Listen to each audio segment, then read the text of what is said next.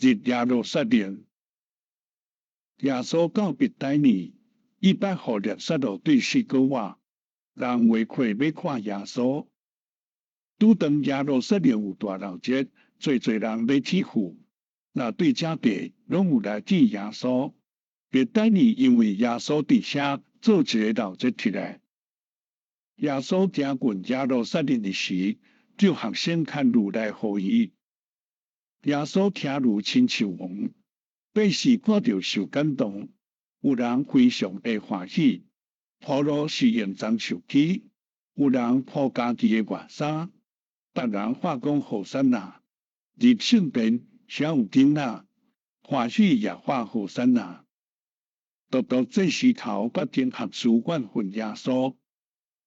耶稣一礼拜久伫耶路撒冷教示百姓，也有听见这时头决定合书的目标。因那怨恨耶稣，要来害死伊。